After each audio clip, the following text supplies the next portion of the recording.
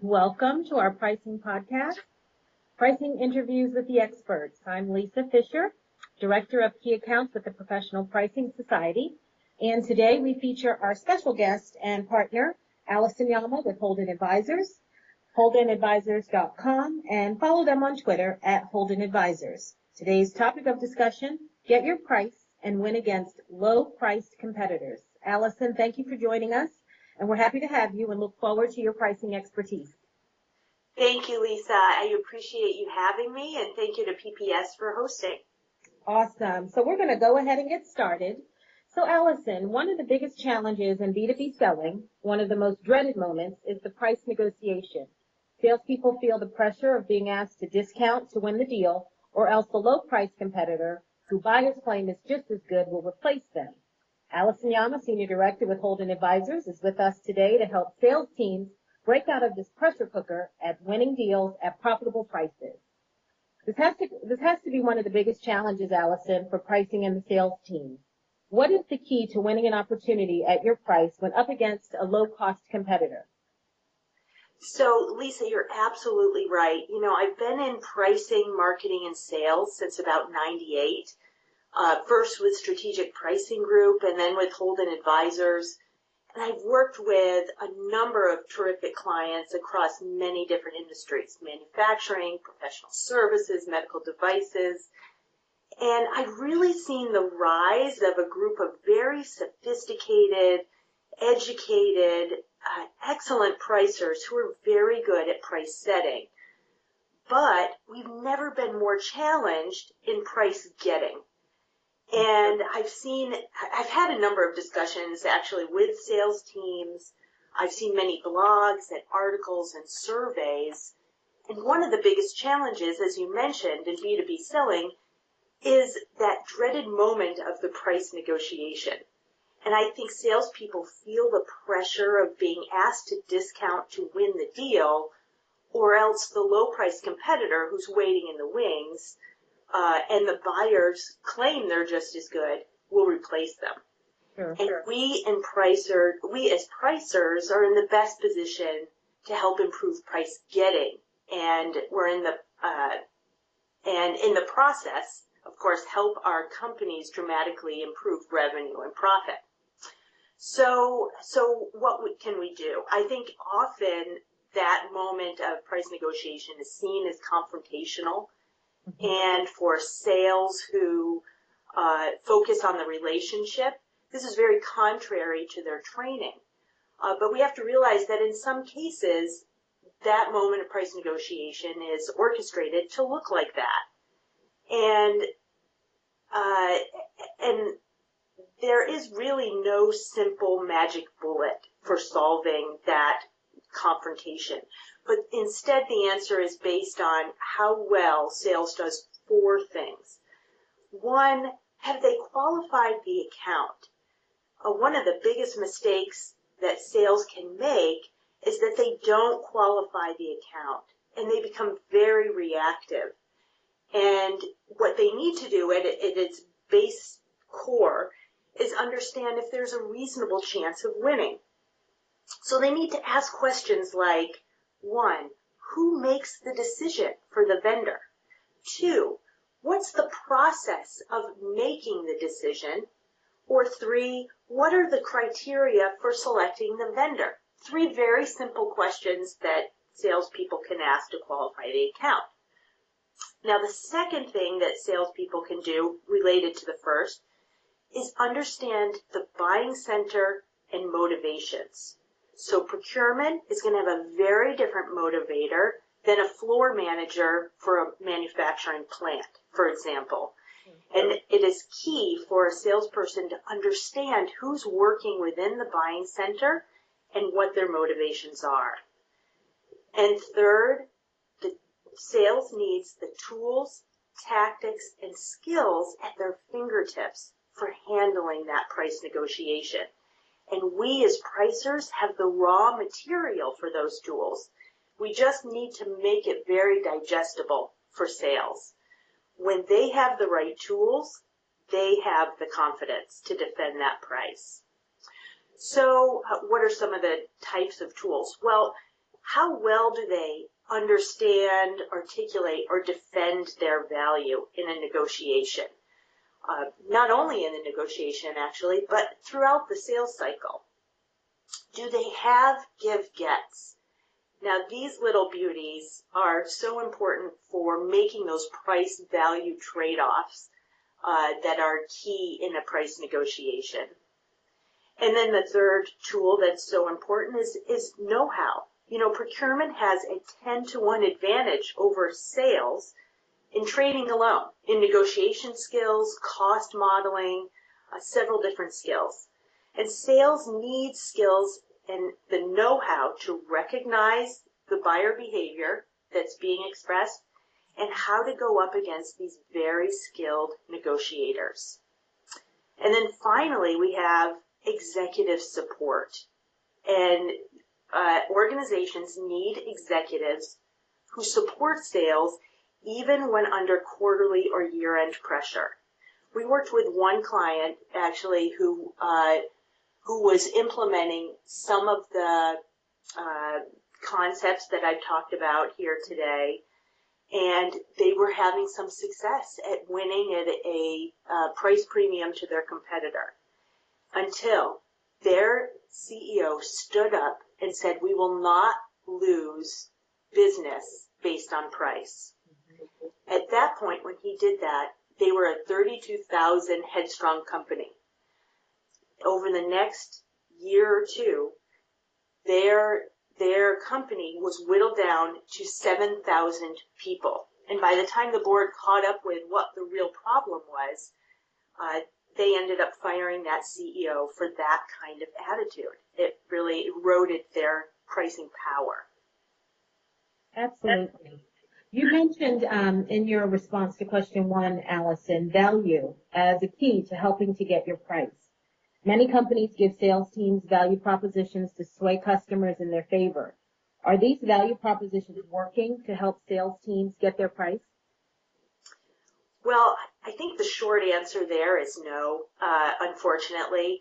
Serious Decisions came out with a survey a few years back that said that 60 to 70% of marketing material goes unused by sales. That tells me that there is a problem there in the effectiveness of some of the value propositions that we are giving sales to use to defend price in a price negotiation.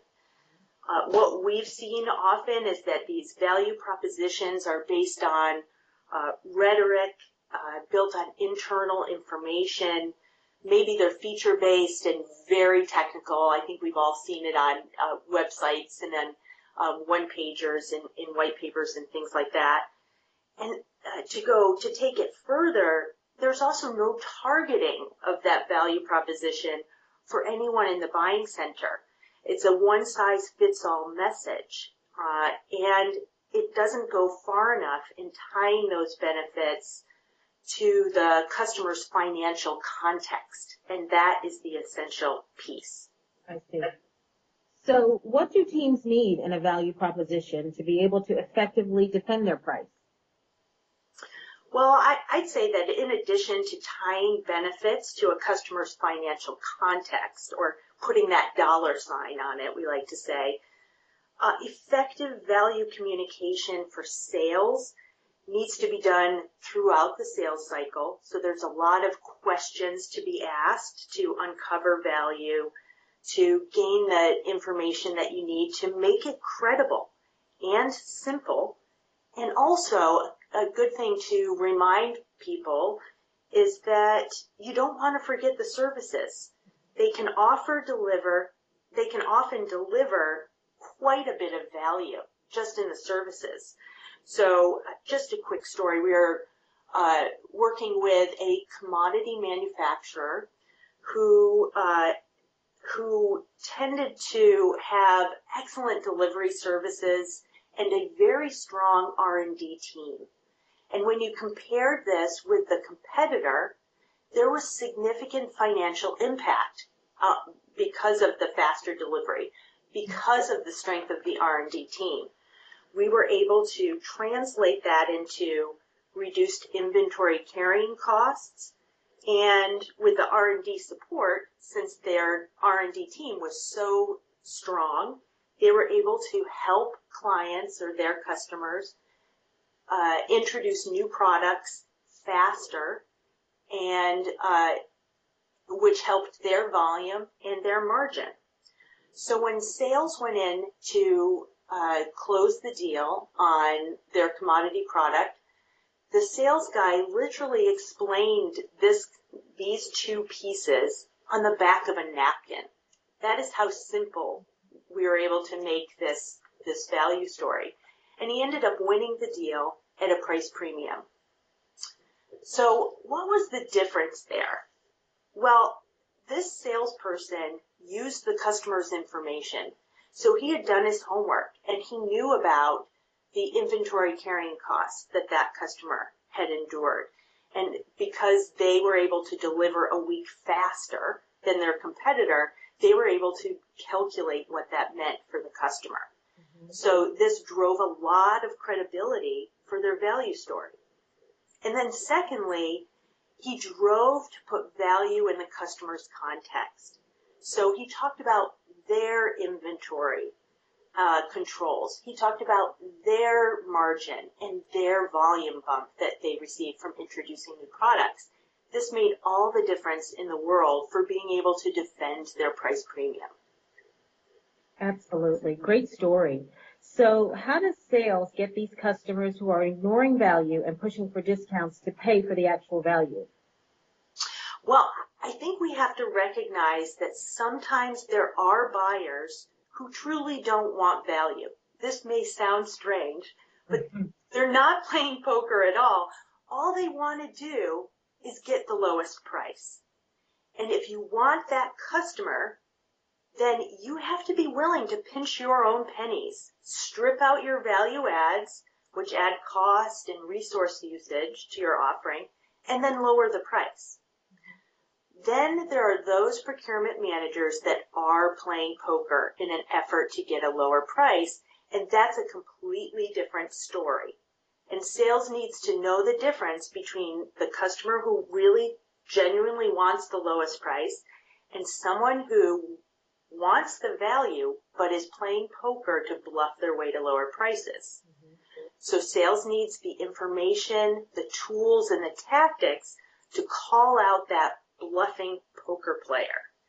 And give gets, as I mentioned earlier, are key tools for making those price value trade-offs. Often when a poker player customer is asking for a discount, removing access to an important feature is all that may be necessary to get the bluffing customer to acknowledge that there is value, and if they want it, they have to pay for it. Excellent, excellent. One final point, Alison, and thanks again for sharing so much valuable information. You mentioned a number of essentials to win an account at your price.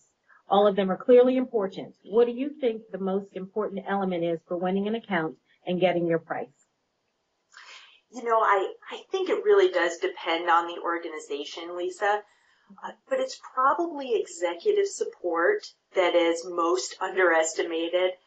And that's at the tactical and the strategic level.